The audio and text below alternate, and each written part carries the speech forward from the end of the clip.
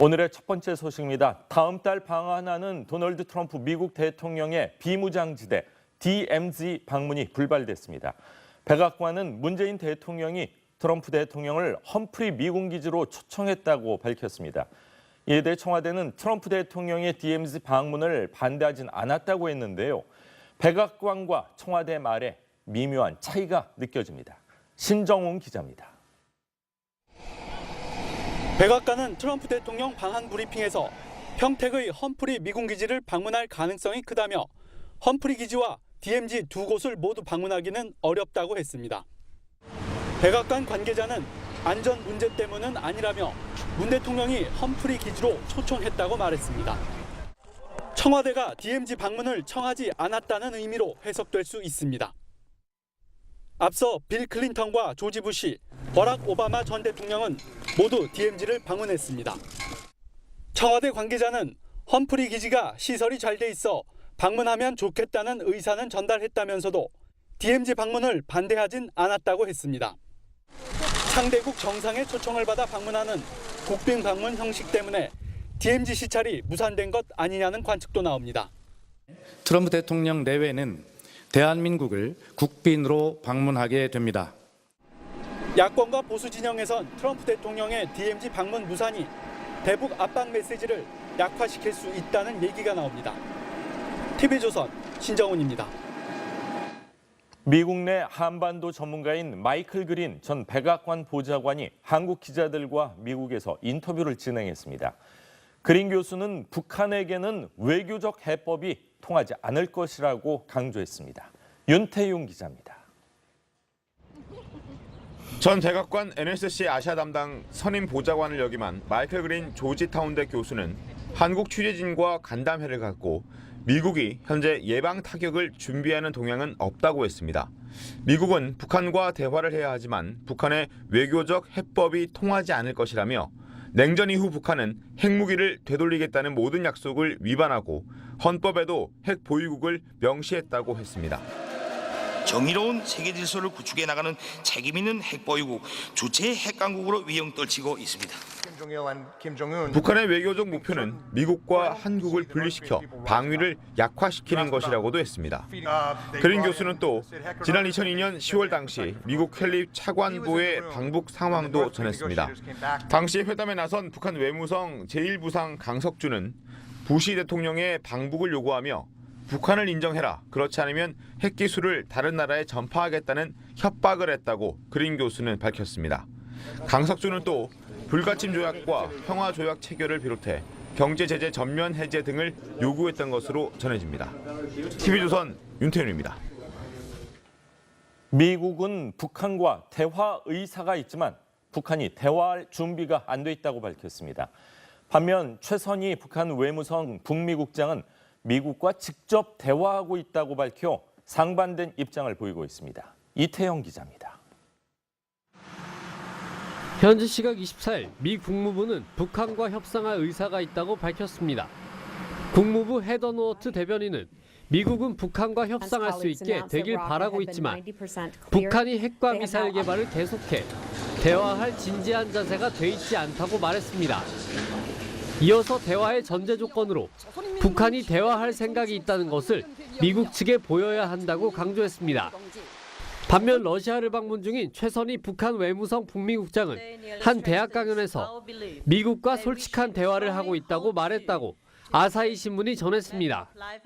북한이 북미 간 물밑 대화가 이뤄진다는 외교가의 관측을 직접 확인한 만큼 양국 관계가 대화 국면으로 전환될 수도 있다는 관측이 나옵니다. TV조선 이태영입니다. 한반도를 둘러싼 뜨거운 안보 현안 짚어보겠습니다. 신범철 국립외교원 교수 그리고 장원중 국제부장과 함께하겠습니다. 어서 오십시오. 안녕하십니까. 지난 20일, 21일에 러시아 모스크바에서 국제 핵 비확산 회의가 열렸습니다. 신 교수님이 직접 참석을 하셨는데 그때 분위기 어땠습니까? 기본적으로 러시아와 북한이 좀 밀착하고 있다 그런 예. 느낌을 받았습니다. 그러니까 중국이 북한에 대한 압박을 강화하니까 북한으로서는 러시아 쪽으로 좀 방향을 돌려보겠다는 의사가 이렇게 확인이 되는 것 같고요. 러시아로서도 뭐 한반도 문제에 영향력을 행사한다는 차원에서 북한 참석자 대표인 뭐 최선희 외무성 북미국장에 대해서 아주 우호적인 그런 대우를 하는 것을 확인할 수 있었습니다. 그렇군요. 자, 이 북한 대표로 참석한 최선희 외무성 국장 여성인데 적대시 정책을 싸고 신 교수님하고 좀 설전이 오갔어요. 그때 상황 좀 설명 좀 해주시죠. 예, 그러니까 뭐 북한은 계속해서 반복적으로 자신들의 핵 개발은 마치 미국의 적대시 정책으로 인해서 불가피한 것처럼 일종의 피해자 흉내를 내더라고요. 예. 그래서 그 부분을 지적을 한 거죠. 사실 지난 10년을 놓고 봐도 북한은 항상 미국이나 이런 게 적대시 정책을 얘기하지만 결국 말은 있었지만 북한을 공격한 적은 한 번도 없다. 예. 그런데 오히려 북한은 한국의 연평도를 공격하는 등 그런 실질적인 도발을 했다. 예. 누가 더 적대적이냐 이렇게 질문을 했던 거죠. 예. 그러니까 최선희 국장은 뭐 거기에 대한 제대로 된 답변은 못하고 신문을 봐라 거기에 그렇죠. 매번 뭐 이렇게 적대시 정책이 나온다 그 정도로 답변을 하고 넘어가더라고요. 신문을 보라는 게 북한 신문을 보라는 거예요? 우리나라 신문을 보라는 거예요? 아마 미국 신문을 보라는 것 같습니다. 미국 신문을요? 트럼프 대통령의 트위터라든가 예. 그런 발언인데 저는 신문을 보라 했을 때 저분이 저 국장이 최선희 국장이 어느 나라 신문을 보라 그러는 건지 굉장히 궁금했었는데 이 적대시 정책에 이렇게 민감하게 반응하는 이유가 있을까요? 그러니까 북한으로서는 핵 개발의 명분을 만들어야 되는 거죠. 명분을 만들기 위해서. 왜냐하면은 자신들의 핵 개발은 사실은 북한이 자기 체제를 보유하고 또는 그 핵 능력을 가지고 주변국을 위협하면서 생존하겠다는 그런 전략에 기반해 있는데 자신들의 명분을 만들기 위해서 미국의 압박 정책 그거로 인해서 자기들이 체제가 위험하기 때문에 어쩔 수 없이 개발한다는 그러한 정당한 논리로서 적대시 정책을 활용하고 있다고 생각합니다. 예, 그렇군요. 자, 그런데 우리 외교부에서는요, 최선희 외무성 국장의 이번 회의 단 한 가지 발언을 가지고 긍정적인 신호를 발견했다 이렇게 얘기를 했는데 이거를 긍정적인 신호로 받아들여야 될지 모르겠어요. 그러니까 뭐 한 가지 발언도 아니고 예. 한국에 대한 네거티브 부정적인 발언은 없었던 거 아니냐. 이 자체가 긍정적인 신호다라는 예. 게 외교부에 어떻게 보면 굉장히 좀 희망이 섞인 그런 예. 분석 같은데요. 좀 전에 뭐 신 교수님 말씀 주신 것처럼 가서 또 신 교수님 최 국장한테 좋은 질문 주셨던 거 저도 기사를 통해서 감동적으로 잘 봤습니다만 이번 회의가 주목받았던 게 잠깐 한번 돌이켜 보시죠. 북한 마지막 도발이 39일 전이었습니다. IRBM. 39일째 어쨌든 도발이 없어요. 그리고 지금 뭐 중국에서도 또 일본에서도 상당히 큰 이 권력의 새로운 이제 연장이 일어났고 예. 그래서 이번에 반관 반민의 이 회의에 우리는 북핵 외교 기획단장, 미국의 한국과 부과장, 일본에서는 외무성 아시아 대양주 국장, 또 북한의 북미 국장이 왔고 상당히 많은 전문가들이 모였기 때문에 여기서 뭔가 시그널이 오고 가고 잠깐 만나서 얘기하면서 뭔가를 느끼고 할 줄 알았는데 예. 결론적으로는 최선희 국장에게 정말 신 교수님이 그런 질문에서 얻은 그 답을 받았던 그 세션에서의 문답 외에 사실은 최선희 국장에 대해서 특별히 한국에 대한 코멘트는 안 나왔거든요. 예. 그거 자체가 긍정적이지 않냐는 게 어떻게 보면 희망 섞인 분석이지만 뭐좀 나쁘게 보면 한국에 대한 패싱이 또 그렇게 드러난 것 아닌가. 뭐 양면의 소지가 다 있어 보입니다. 정부에서도 그렇고 뭐 정치권에서는 뭐 예전서부터 그랬지만 정말 해석하고 싶은 방향으로만 해석을 하는 거 아닌가 하는 걱정도 좀 드는데 이걸 나쁘게 표현을 하자면은 대한민국은 안중에도 없다 이렇게 받아들일 수도 있는 문제 아닌가 이런 생각인데 교수님은 어떻게 분석을 하십니까? 두 가지 측면이 다 있다고 생각합니다. 말씀하신 것처럼 예. 지금은 북한의 전략이 오로지 미국과의 빅딜을 생각하고 있기 때문에 한국에 대해서 특별히 언급을 하지 않는 부분도 있다고 생각하고요. 다른 한편으로는 지금 북한이 한국 정부를 비난할 명분이 없습니다. 왜냐하면 한국 정부 측에서 계속해서 대화하자.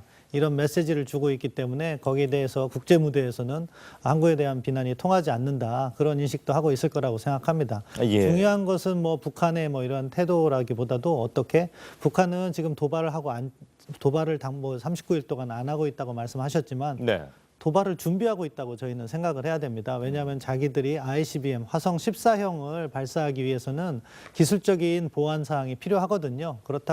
그렇기 때문에 당장 도발이 없다고 해서 북한이 변했다고 보는 건 이르다고 생각합니다. 예. 다만 외교 당국에서 그렇게 보는 부분은 어차피 외교라는 건 행간을 읽는 능력이거든요. 그러니까 39일 동안 도발이 없었고 거기에 북한이 이렇게 한국을 비난하지 않는다. 그 점에 착안하고 있다고 생각합니다. 한 발 더 나가서요. 일본 언론은 한국 정부와 대화 여지를 남겼다까지 이야기를 하고 있는데 이거는 너무 앞서 나가는 거 아닌가요? 저는 앞서 나가는 보도라고 생각하는데 예. 아무튼 우리 외교부의 판단도 그렇지만 뭐 일본 아사히 신문에서 나온 걸 알고 있는데 계속해서 최선희를 이틀 동안 따라다녔습니다. 그러면서 이 여러 가지 질문을 했는데 일부 질문은 답을 했고 일부는 답을 하지 않은 걸로 알고 있는데 그런 부분에 있어서 한국 정부에 대한 비난이 없다는 것을 예. 일본도 뭐 이렇게 나간 건데 그런 부분은 사실 조금 아직은 이르다 그렇게 생각합니다. 언론에서 주목한 이 출구라는 발언 어떤 의미가 있는 것 같은데 물론 전제 조건을 달았습니다. 핵 보유국 인정하면 육자회담 복귀하겠다. 이전 입장과 어떤 변화된 게 있는 겁니까? 아니면 예전 입장이랑 똑같은 겁니까? 예전 입장이랑 같습니다. 다만 그 엑시트라는 그런 단어를 잘 안 썼는데 이번에 썼다는 데 의미를 둔 건데요. 제가 확인한 바로는 기존의 입장은 크게 세 가지로 볼 수 있는데 그게 그대로 반복됐습니다. 예. 첫 번째 무엇이냐. 자기들은 핵을 보유하고 있다. ICBM 보유를 위해서도 거의 가까이가 있다. 그리고 이러한 핵은 포기하지 않는다. 예. 그리고 만약에 자신들의 핵 보유를 인정한다면은 그때 미국과 대화를 하겠다. 이 세 가지 논리를 계속해서 반복적으로 이야기를 했는데 다만 그 아까 말씀드린 것처럼 외교에서는 이 행간과 단어를 상당히 중요시 여깁니다. 예. 거기에 메시지를 담을 수 있기 때문에 근데 최선희 입에서 엑시트라는 출구라는 말이 나왔기 때문에 그런 예. 뭐 분석을 하고 있는 것 같습니다. 그렇군요. 자, 이와 함께 뭐 북미 간 대화하고 있다 이런 발언도 주목을 받고 있습니다. 미국에서는 그렇지만 또 북한이 준비가 안 돼 있다. 비공개 특강이지만 특강에서 미국과 대화를 채널이 열려 있다 이런 발언을 했는데 이건 어떻게 분석을 해야 될까요? 뭐 최선희 국장이 이렇게 설명을 하면서 질의응답 과정에서 나온 걸로 알고 있는데 북한으로서도 뭐 대화를 안 하겠다 하면 명분이 없기 때문에 대화를 사실 하고 있었을 것이고 그런 부분을 강조한 거라고 생각하는데요. 저희가 이 부분에 있어서 중요한 것은 사실은 대화는 언제든지 열려 있는 겁니다. 예. 중요한 거는 서로 조건이 맞지 않는 거죠. 한국이나 미국의 입장은 비핵화 대화를 하는 거고요. 예. 북한은 계속해서 나 핵보유국을 인정해주면은 핵군축 회담을 하겠다는 겁니다. 예. 그 조건이 맞지 않기 때문에 서로 지금 대화에 진전이 없는 거지 대화의 채널은 존재하고 있었다고 생각합니다. 자, 정 부장 이 시점에서 어떤 의도를 가지고 이런 발언을 하지 않았을까 하는 생각인데 어떻게 분석됩니까? 제 생각에는 예. 지금 우리 신 교수님 설명 주신 것처럼 북한은 그런 전제, 북한에게 아주 입맛에 맞는 전제에 따른 대화가 원하는 대화고 그걸 일관되게 지금 요구하고 있습니다.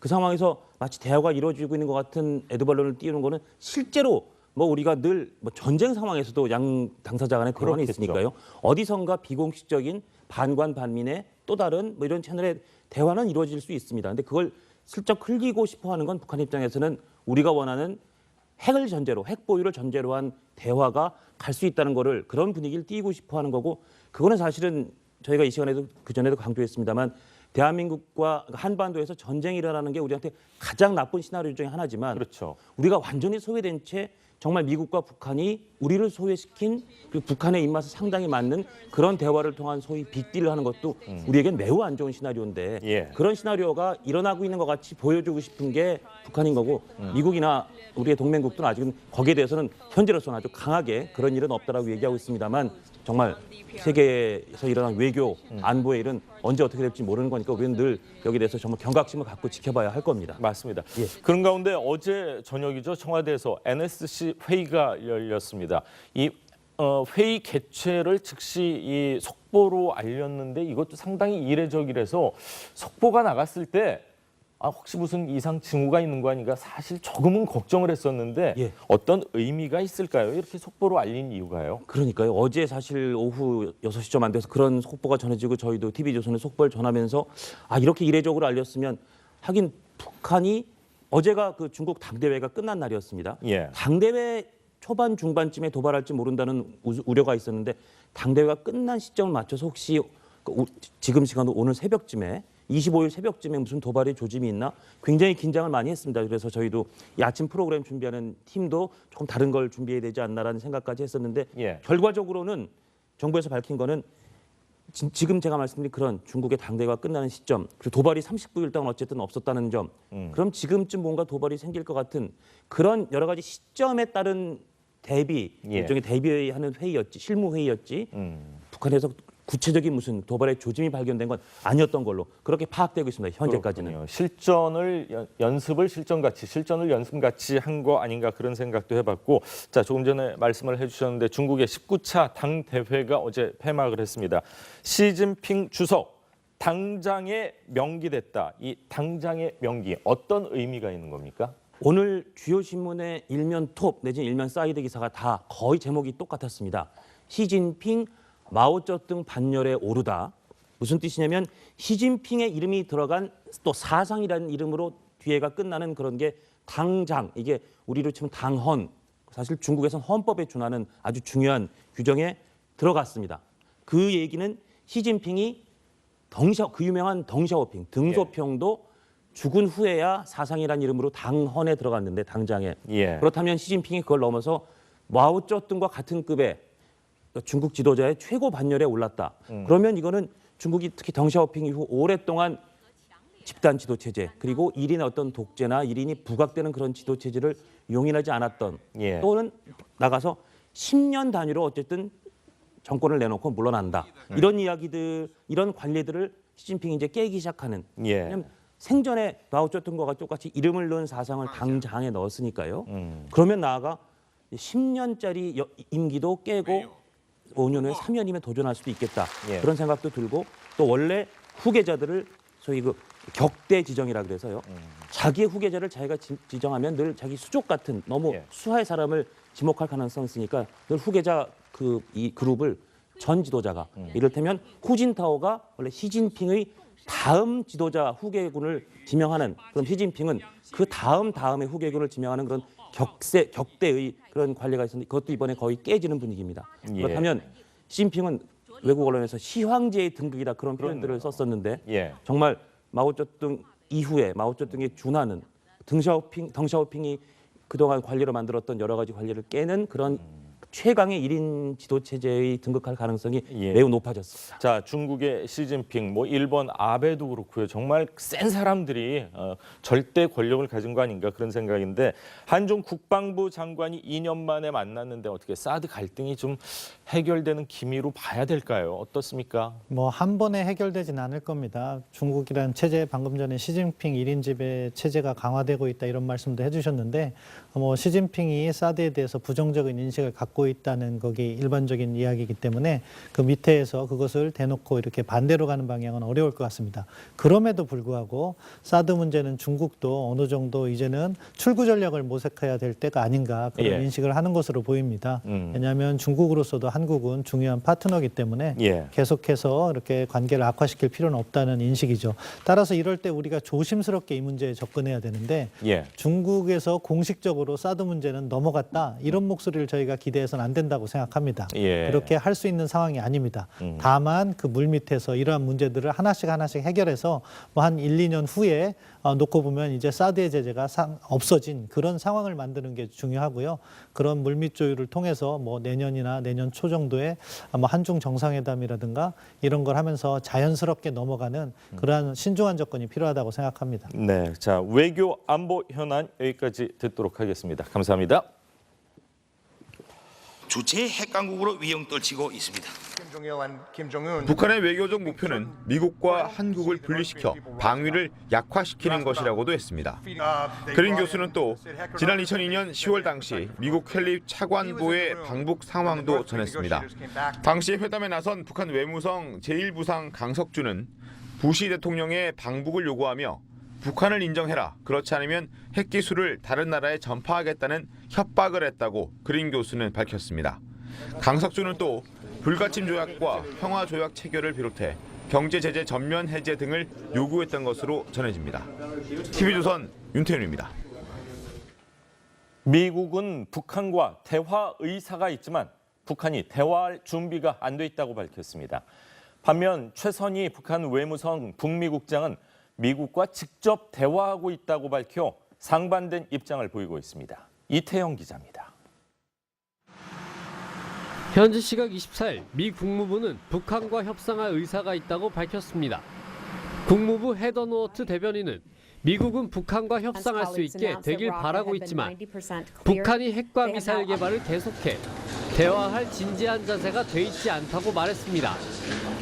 이어서 대화의 전제 조건으로 북한이 대화할 생각이 있다는 것을 미국 측에 보여야 한다고 강조했습니다.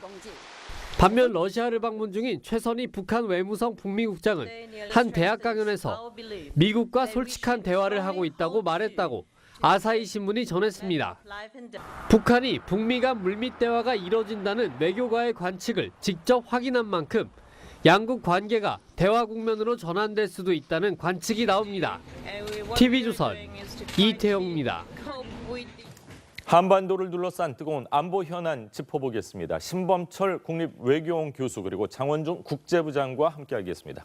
어서 오십시오. 안녕하십니까. 지난 20일, 21일에 러시아 모스크바에서 국제 핵 비확산 회의가 열렸습니다. 신 교수님이 직접 참석을 하셨는데 그때 분위기 어땠습니까? 기본적으로 러시아와 북한이 좀 밀착하고 있다 그런 느낌을 받았습니다. 그러니까 중국이 북한에 대한 압박을 강화하니까 북한으로서는 러시아 쪽으로 좀 방향을 돌려보겠다. 오늘의 첫 번째 소식입니다. 다음 달 방한하는 도널드 트럼프 미국 대통령의 비무장지대 DMZ 방문이 불발됐습니다. 백악관은 문재인 대통령이 트럼프 대통령을 험프리 미군 기지로 초청했다고 밝혔습니다. 이에 대해 청와대는 트럼프 대통령의 DMZ 방문을 반대하진 않았다고 했는데요. 백악관과 청와대 말에 미묘한 차이가 느껴집니다. 신정훈 기자입니다. 백악관은 트럼프 대통령 방한 브리핑에서 평택의 험프리 미군 기지를 방문할 가능성이 크다며 험프리 기지와 DMZ 두 곳을 모두 방문하기는 어렵다고 했습니다. 백악관 관계자는 안전 문제 때문은 아니라며 문 대통령이 험프리 기지로 초청했다고 말했습니다. 청와대가 DMZ 방문을 청하지 않았다는 의미로 해석될 수 있습니다. 앞서 빌 클린턴과 조지 부시, 버락 오바마 전 대통령은 모두 DMZ를 방문했습니다. 청와대 관계자는 험프리 기지가 시설이 잘 돼 있어 방문하면 좋겠다는 의사는 전달했다면서도 DMZ 방문을 반대하진 않았다고 했습니다. 상대국 정상의 초청을 받아 하는 의사가 이렇게 확인이 되는 것 같고요.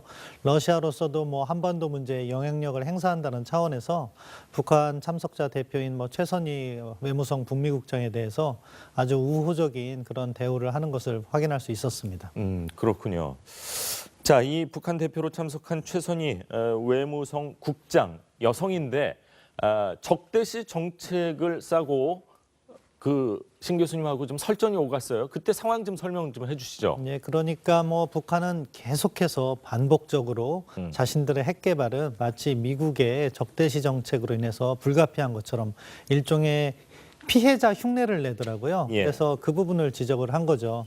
사실 지난 10년을 놓고 봐도 북한은 항상 미국이나 이런 게 적대시 정책을 얘기하지만 결국 말은 있었지만 북한을 공격한 적은 한 번도 없다. 그런데 오히려 북한은 한국의 연평도를 공격하는 등 그런 실질적인 도발을 했다. 누가 더 적대적이냐 이렇게 질문을 했던 거죠. 그러니까 최선희 국장은 거기에 대한 제대로 된 답변을 못하고 신문을 봐라. 거기에 매번 이렇게 적대시 정책이 나온다. 그 정도. 하는 국빈 방문 형식 때문에 DMZ 시찰이 무산된 것 아니냐는 관측도 나옵니다. 트럼프 대통령 내외는 대한민국을 국빈으로 방문하게 됩니다. 야권과 보수 진영에선 트럼프 대통령의 DMZ 방문 무산이 대북 압박 메시지를 약화시킬 수 있다는 얘기가 나옵니다. TV조선 신정훈입니다. 미국 내 한반도 전문가인 마이클 그린 전 백악관 보좌관이 한국 기자들과 미국에서 인터뷰를 진행했습니다. 그린 교수는 북한에게는 외교적 해법이 통하지 않을 것이라고 강조했습니다. 윤태용 기자입니다. 전 백악관 NSC 아시아 담당 선임 보좌관을 역임한 마이클 그린 조지타운대 교수는 한국 취재진과 간담회를 갖고 미국이 현재 예방 타격을 준비하는 동향은 없다고 했습니다. 미국은 북한과 대화를 해야 하지만 북한의 외교적 해법이 통하지 않을 것이라며 냉전 이후 북한은 핵무기를 되돌리겠다는 모든 약속을 위반하고 헌법에도 핵 보유국을 명시했다고 했습니다. 정의로운 세계 질서를 구축해 나가는 책임 있는 핵 보유국